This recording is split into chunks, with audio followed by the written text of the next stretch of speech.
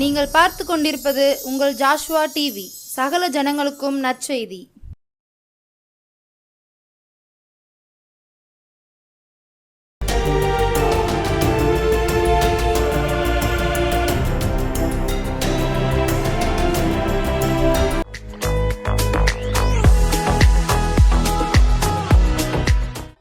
இயேசுவின் நாமத்தினாலே உங்கள் யாவரையும் நான் வாழ்த்துகிறேன். இன்றைக்கு நாம் தியானிக்கும்படியாக சங்கீதங்களின் புஸ்தகம் 55ஆம் அதிகாரம் முதல் வசனம். தேவனே என்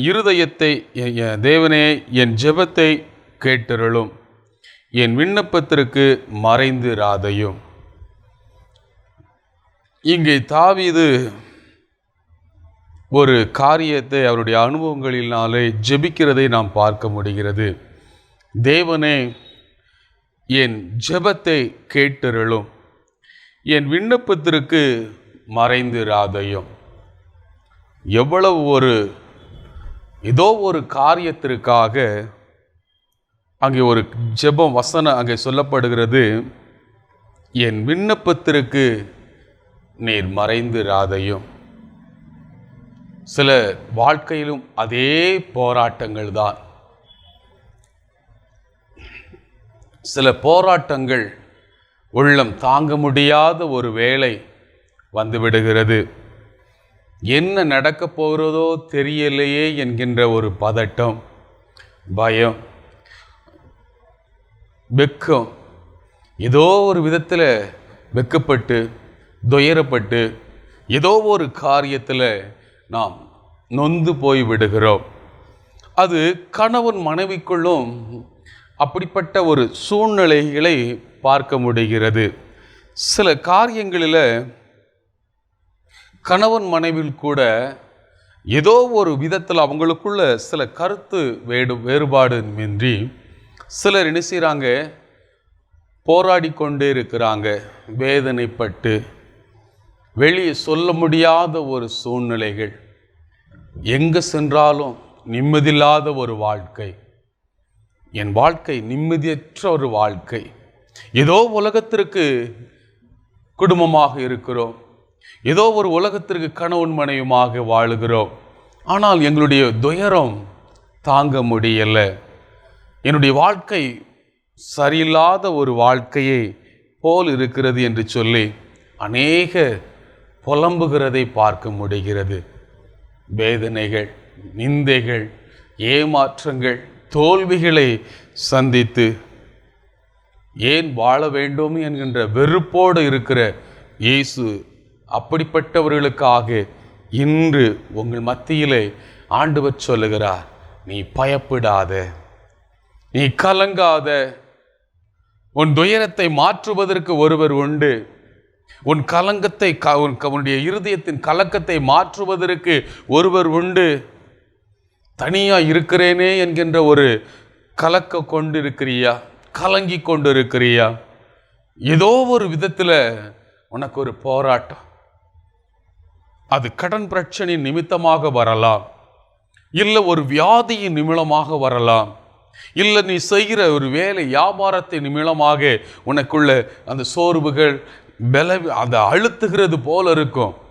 ஏதோ ஒரு விதத்தில் உனக்கு ஒரு அவமானங்கள், நிந்தைகள் எல்லாம் பறி போய்விட்டதே, அவ்வளவுதான் என் வாழ்க்கை, நானும் என் கணவன் மனைவி இருக்கிறோம், வெந்து போயிருக்கிறோம். சிலர் சொல்லுவார்கள், ஏன் இருக்கிறோம் என்று தெரியல பிரதர், அதை விட சீக்கிரமாக நான் போயிட்டா கூட நல்லது. அப்படிப்பட்ட ஒரு வெறுப்பு வருகிறது. அப்படிப்பட்டவர்களுக்கு தான் ஆண்டவர் சொல்லுகிறார், நான் உன்னை ஆசீர்வதிக்கட்டும், நான் உன்னை ஆசீர்வதித்து உன்னை நான் பலுகி பெருக செய்யட்டும். கலங்காதே, திகையாதே, நான் உன் மத்தியிலே நான் வாசம் பண்ணுகிறவர். நீ என்னை நோக்கி கூப்பிடும் பொழுது நான் உன் அருகே வருகிற தேவன். நீ அதனால நீ கவலைப்படாத, நீ கலங்காத என்று சொல்லுகிறார். ஆனாலும் சில சூழ்நிலைகளை பாருங்க, சில சூழ்நிலைகள் மத்தியில், சில சூழ்நிலைகள் நமக்கு எதிர்மாறாக இருக்கும் பொழுது நாம் வேதனைப்படுகிறோம். அதைத்தான் அந்த சங்கீதத்தில் 55வது வசனத்தை பாருங்கள். 4வது வசனமும் 5வது வசனமும் 6வது வசனமும் சொல்லுகிறது, என் இருதயம் எனக்குள் வியாகுலப்படுகிறது, மரணத்திகில் என்மேல் விழுந்தது, மரணத்திகில் என்மேல் விழுந்தது, பயமும் நடுக்கமும் என்னை பிடித்தது, அற்களிப்பு என்னை மூடிற்று. அப்பொழுது நான், எனக்கு புறாவை போல் சிறகுகள் இருந்தால் நான் பறந்து போய் இளைப்பாறுவேனே. நான் தூரத்தில் அலைந்து திரிந்து வனாந்திரத்தில் தங்கியிருப்பேனே என்கின்ற ஒரு புலப்பத்தை பார்க்கிறோம். அநேக குடும்பத்தில் அந்த சூழ்நிலைகள் இருக்கிறது. அந்த சூழ்நிலைகள் பாருங்க, அந்த சூழ்நிலைகள் என் இருதயம் எனக்குள் வியாகுலப்படுகிறது.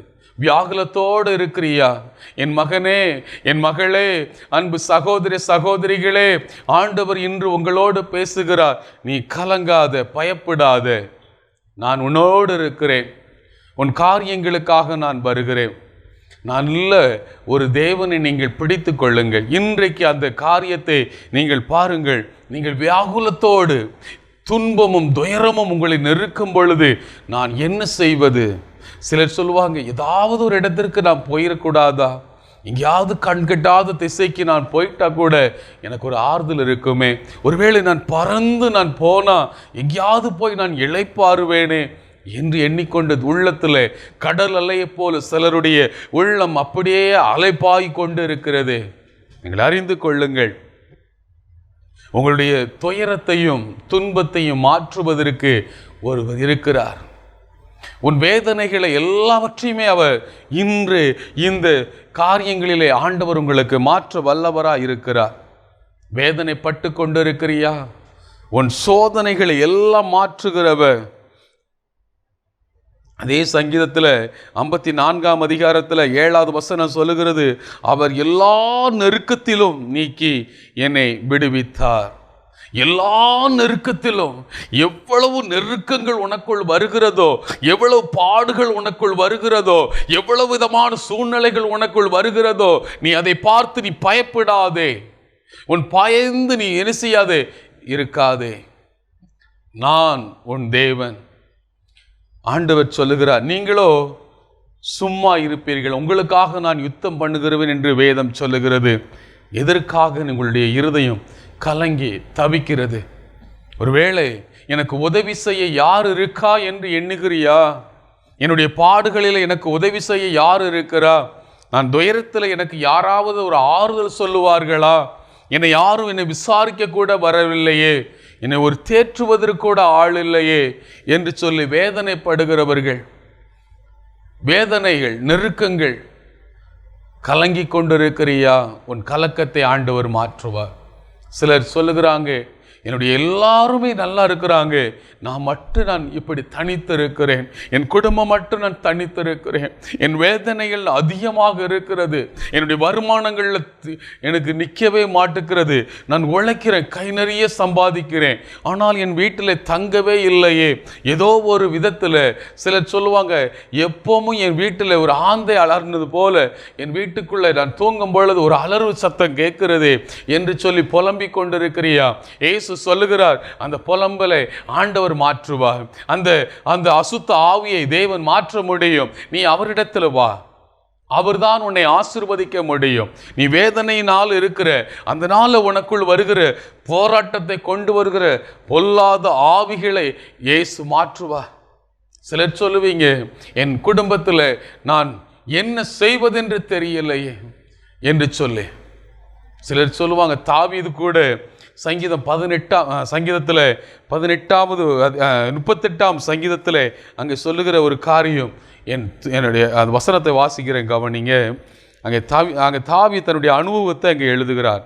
அனுபவத்தை எழுதும் பொழுது அங்கேயும் அவருடைய சூழ்நிலைகள் எப்படி இருந்ததோ அதே போல சிலருடைய வாழ்க்கையில் இருக்கிறது. பாருங்க, யாரோ ஒருவர் இந்த நாளில் இந்த டிவியின் முன்பதாக இருக்கிற நீங்கள் இந்த சூழ்நிலையை போல பாருங்க, வாசிக்கிறேன் கவனிங்க.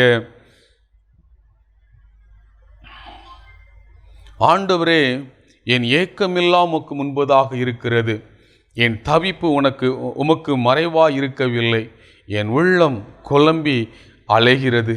என் பலன் என்னை விட்டு விலகி என் கண்களில் ஒளி முதலா இல்லாமல் போயிற்று. எனக்கு சமாதானம் இல்லை, என் சமாதானம் இல்லைங்க.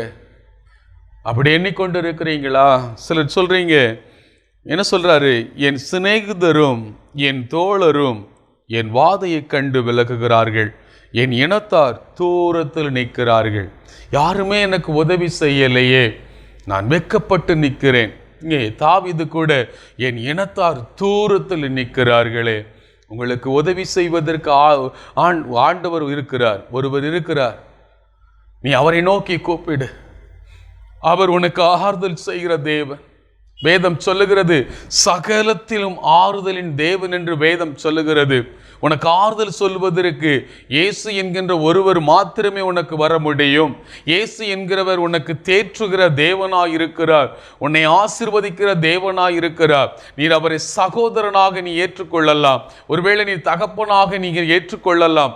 ஆண்டவரே எனக்கு ஒரு பாரத்தை நீக்குமே என்று சொல்லி நீங்கள் கேட்கும் பொழுது, நீங்களும் உன் கணவன் மனைவியும் சேர்ந்து நீங்கள் கருத்தாய் நீங்கள் ஆண்டவரிடத்தில் நோக்கி கூப்பிடும் பொழுது, ஆண்டவர் உங்கள் குடும்பத்திற்கு ஒரு சமாதானத்தை தருவார். அதுதான் உங்களுக்கு ஆண்டவர் இன்றைக்கு உங்களோடு பேசுகிறார். உன் உள்ளம் குழம்பிக் கொண்டு இருக்கிறதா? பயப்படாதே, நான் உன் தேவன் என்று சொல்லுகிறார். நீ பயப்படாது. ஆண்டவர் இன்றைக்கு இந்த இடத்துல, நீங்க எந்த இடத்துல இருக்கிறீங்களோ, எந்த இடத்திலிருந்து நீங்கள் வேதனைப்பட்டு கொண்டு இருக்கிறீங்களோ, கண்ணீரோடு இருக்கிறீங்க மகளே, இந்த டிவி முன்பதாக கண்ணீரோடு அழுது கொண்டிருக்கிறீ, இன்று ஆண்டவர் கண்ணீரை மாற்ற வல்லவராக இருக்கிறார். இயேசு உங்களுக்கு நல்ல ஒரு தலைவராக, நல்ல ஒரு ஆறுதலின் தேவனாக உங்களுக்கு வருகிற தேவன் ஆண்டவர் உங்கள் காரியங்களை எல்லாவற்றையும் மாற்றுவார். நீ துயரத்தோடு இருக்காத மகளே, நீ துயரப்பட்டு இருக்கிறியா? உன் துக்கம் இன்றைக்கு மாறும். இன்றைக்கு அந்த காரியங்களிலே அவர் கவனம் செலுத்துகிற தேவன்.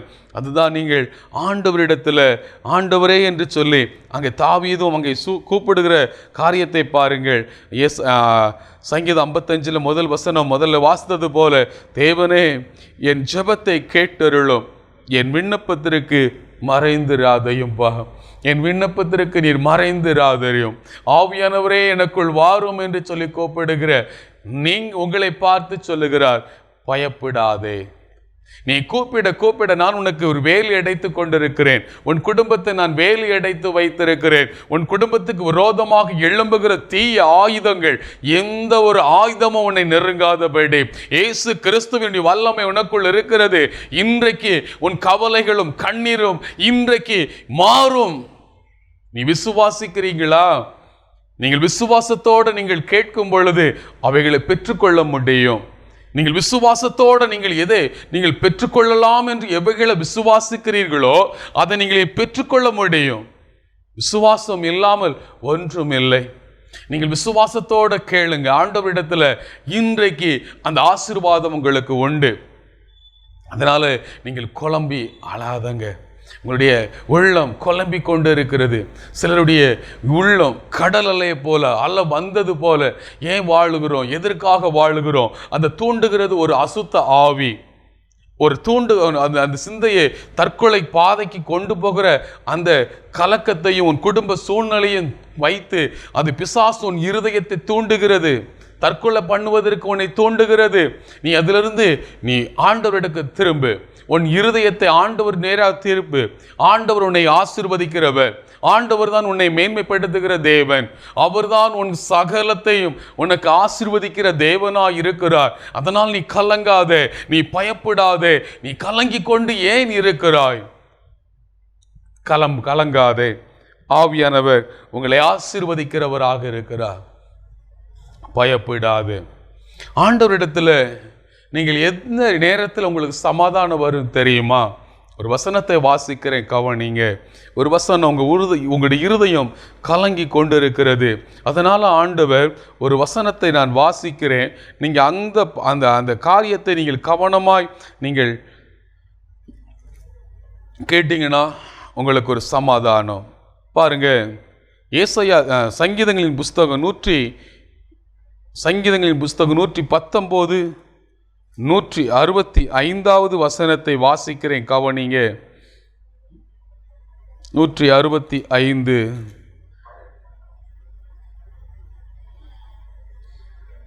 உம்முடைய வேதத்தை நேசிக்கிறவர்களுக்கு மிகுந்த சமாதானம், அவர்களுக்கு இடரில்லை. இந்த வசனம் தெளிவாய் சொல்லுகிறது, நீ கலங்கி கொண்டு ஒருவருக்கொருவர் முறுமுறுத்து கொண்டு, கணவன் மனைவிக்குள் நீங்கள் முறுமுறுத்து கொண்டு, உன்னை நான் கெட்டின நாள்லேருந்து எனக்கு சமாதானம் இல்லையே என்று சொல்லி நீ வேதனைப்படுகிற நீ, உன் கணவர் வந்த பிறகு, நான் உனக்கு வாக்குப்பட்ட பிறகுதான் எனக்கு இந்த சூழ்நிலைகள், எனக்கு இந்த வியாதி வந்தது, எனக்குள்ள இருக்கிற போராட்டம் வந்தது, நான் என்னுடைய சரிதமே எனக்கு என்ன செய்து என்று தெரியவில்லையே, நீ புலம்பிக் கொண்டு உன் கணவரை திட்டுகிறியே, ஆண்டவரை நோக்கி திரும்பு. ஆண்டவர் வசனம் தெளிவாய் சொல்லுகிறது, உன்னுடைய வேதத்தை நேசிக்கிறவர்களுக்கு மிகுந்த சமாதானம், அவர்களுக்கு இடரில்லை. இந்த வேத வசனத்தை நீங்கள் தியானிக்கத்தான், நீ இந்த வசனத்தை வாசிக்க தேவனுடைய உங்களோடு பேசுவார். அப்பொழுது உங்களுடைய இருதயத்தில் பிசாசு களையை விதைத்திருந்தா அந்த விதைத்த விதையிலிருந்து ஆண்டவர் மாற்றுகிறவர். இயேசுவின் வல்லமை உங்களுக்குள் இருதயத்துக்குள் வரும் பொழுது, ஒருவேளை உங்களுடைய வீட்டில் இருந்து கொண்டிருக்கும் பொழுது, ஒருவேளை நீங்கள் தூங்கி கொண்டிருக்கும் பொழுது ஏதோ ஒரு சத்தம் வருகிறது, நடக்கிற மாதிரி சத்தம் வருகிறது, ஒருவேளை அலறுகிற சத்தம் வருகிறது, பிள்ளை சத்தம் கேட்கிறது என்று சொல்லி அநேகர் இருக்கிறீங்க. அதனால தான் ஆண்டவர் இந்த இடத்துல பேசுகிறார். அது நிமித்தம் உங்களுக்கு வருகிற பொல்லாத ஆவி நிமித்தம் வருகிற இன்றைக்கு அந்த கட்டுகள் உடைய போகிறது. அதுதான் உங்களுக்கு உங்கள் குடும்பத்தை, சமாதானத்தை குலைச்சலாக்குகிறது. உன் கணவன் மனைவிக்குள்ள முறுமுறுப்புகளை கொண்டு வருகிறது. அது பிசாசு கொண்டு வருகிற தந்திரம். உங்களை வாழ விடாதபடி கணவன் மனைவியும் சில நேரங்களில் பிரித்து விடும். ஆண்டவரிடத்தில் நெருங்காதபடி உங்களை இருதயத்தில் வஞ்சித்து வைத்து விடும். அதனால தேவனிடத்தில் நீங்கள் திரும்பாதபடி நீங்கள் கவலைப்பட்டு கொண்டே இருப்பீங்க. என்ன செய்வது, யாது செய்வது, ஏதாவது ஊருக்கு பேரலாமோ, எந்த ஊர் கண்ணுக்கு தெரியாத ஊர்ல போய் இருந்துடலாமோ, இந்த பிரச்சனை எனக்குள் வருகிறது, இதை விட தூரத்தில் பெயரலாமோ, ஒருவேளை உன்னுடைய வீட்டில் இருக்காதபடி செத்துடலாம் என்று எண்ணுகிற தூண்டுகிற பொல்லாத ஆவி இயேசுவின் நாமத்தை நான் கடிந்து கட்டுகிறேன். இன்றைக்கு அந்த காரியத்தை தான் சொல்லுகிறார். நீங்கள் இந்த வேதத்தை நேசிக்க வேண்டும். இந்த வேதத்தை, ஒருவேளை நீங்கள் கிறிஸ்தவர்கள் அல்லாதவர்களாக இருக்கலாம், ஒருவேளை இந்த டிவியின் முன்பதாக நீங்கள் யாராவது ஒருவேளை நான் கடவுளை நான் அறியவில்லையே, எப்படி நான் செபிப்பது என்று எண்ணாதிருங்கள். எப்படி உங்கள் தகப்பனாரிடத்தில் தேவையை கேட்கிறீர்களோ அதே போல் ஆண்டவரே எனக்கு இந்த காரியங்கள் இருக்கிறது, என்னுடைய காரியங்களை மாற்றும் என்று சொல்லி கேளுங்கள். அப்பொழுது உங்களுக்கு ஒரு சமாதானம். இந்த வேத வசனத்தை நீங்கள் வாசிக்கும் பொழுது ஒரு சமாதானம், சந்தோஷம், மகிழ்ச்சி அது வரும். அதனால நீங்க இன்றைக்கு அதை நீங்கள் என்ன செய்ய வேண்டும்? வேதத்தை வாசிப்பதற்கு இந்த வேத புஸ்தகத்தை நீங்கள் எங்கேயாவது வாங்கி கொள்ளுங்க. வாங்கி கொண்டு இந்த வேத வசனத்தை வாசிக்கும் பொழுது இந்த வேத வசனமே உங்களை தேற்றும். இந்த வேத வசனமே பயப்படாதே என்று சொல்லும் பொழுது உங்களுடைய இருதயத்தில் ஒரு சந்தோஷம் உண்டாகும். ஆண்டவர் என்னோடு இருக்கிறார், என்னுடைய உற்றார் உறவு தேவையில்லை, ஆண்டவர் என்னோடு இருக்கிறார் என்கின்ற அந்த உணர்வு ஆண்டவர் பேசும் பொழுது தேவன் உங்களுக்கு ஆசீர்வாதத்தை தருவார். எல்லாரும் நாம் ஜெபிக்கலாம். ஒருவேளை முழங்கால் படி முடியும்னா நீங்கள் முழங்கால் படி இட்டுக்கொள்ளுங்க. இல்லை இருந்த இடத்துல நீங்கள் ஜெபித்துக் கொள்ளலாம். ஆவியானவரே உமக்கு ஸ்தோத்திரிக்கிற ராஜா, இன்றைக்கு என்னுடைய நாவிலிருந்து நீர் பேசியிருக்கிறீங்கப்பா. அநேகர் குடும்பங்களில் புலம்பிக் கொண்டு இருக்கிறாங்க. எனக்கு என்ன இருக்கிறது, எல்லாத்தையும் நான் இழந்துட்டேனே, எனக்கு என்ன இருக்கிறது, என் சரீரத்தில் ஆரோக்கியம் இல்லை, நான் எப்படி நான் வீட்டுக்கு உழைக்க போகிறேன், எப்படி என் மனைவியை காப்பாற்ற போகிறேன், என் கணவர் இப்படி இருக்கிறாரே, நான் வாக்குப்பட்ட நாளிலிருந்து எனக்கு ₹1 உழைச்சி தரலையே, அது நிமித்தம் ஒரு சோதனைகள், ஒருவேளை பிசாசால் கொண்டு வருகிற முறுமுறுப்புகள், ஆண்டவர் எல்லாவற்றையும் மாற்றுங்க. அப்படிப்பட்டவர்கள் இருக்கிறாங்க, இந்த நேரத்தில் பார்த்து கொண்டிருக்கிறாங்கப்பா. நீங்கள் இன்றைக்கு அவங்களுக்கு ஆசீர்வாதத்தை கொடுத்துருங்க. சோதனைகளை மாற்றுங்கப்பா. இன்றைக்கு நாளை அல்ல, இன்றைக்கு இரவு ஆண்டவரே நீர் ஆசீர்வதித்து அனுப்போம். இன்றைக்கு ஒருவர் வெறுமையாய் போகக்கூடாது ஆண்டவரே, நீர் ஆசீர்வதித்து நீ இன்றைக்கு அந்த ஆசீர்வாதத்தோடு அவங்க பெற்று செல்லணும். உங்கள் இருதயத்தில் ஒரு சமாதானம், ஆண்டவரே உங்கள் குடும்பத்தில் ஒரு சமாதானம், வேதத்தை நேசிக்கிறவர்களுக்கு மிகுந்த சமாதானம் உண்டு என்று சொல்லி வேதம் சொல்லுகிறது. அதன்படி நீர் ஆசீர்வதித்தருளும். இயேசுவின் நாமத்தினால் ஆண்டவரே ஜெபிக்கிறோம் நல்ல பிதாவே. ஆமேன், ஆமேன். இன்றைக்கு உங்கள் இருதயத்தில் ஒரு சமாதானம் வந்து விட்டது. நீங்கள் இயேசுவே இந்த வேதத்தை நீங்கள் நேசிக்க நேசிக்க உங்களுக்கு சமாதானம் குறையவே இருக்காது. அதனால் நீங்கள் என்ன செய்ய வேண்டும்? இன்றைக்கு அந்த காரியங்களில் வேதத்தை நேசிக்க நீங்கள் என்ன செய்யணும்? நேசித்து நீங்கள் ஆசீர்வாதத்தை பெற்றுக்கொள்ளுங்க. இயேசுவின் நாமத்தை நான் ஜெபிக்கிறோம் நல்ல பிதாவே. ஆமென். ஒருவேளை அற்புத ஜெப வீடு ஊழியம் ஜெப குறிப்பு நீங்கள் அனுப்பினாலும் என்ன செய்யலாம்? அனுப்பலாம். ஆண்டவர் உங்களை ஆசீர்வதிப்பாராக. எதற்காக நீங்கள் ஜெபம் பண்ணணும் அப்படின்னு சொன்னால், ஒருவேளை இந்த ஃபோன் நம்பரில் கூட நீங்கள் என்ன செய்யலாம்? என்னை கான்டாக்ட் பண்ணலாம். ஒருவேளை நீங்கள் எதற்காக நீங்கள் ஜெபிக்க வேண்டும் விரும்புகிறீர்களோ அதை நீங்கள் என்ன செய்யுங்க? தெரியப்படுத்துங்க. உங்களுக்காக அற்புதர் ஜெப வீடு ஊழியத்தின் சார்பாக நாங்கள் எல்லாரும் உங்களுக்காக ஜெபிப்போம். ஆண்டவர் உங்களை ஆசீர்வதிப்பாராக. ஆமேன்.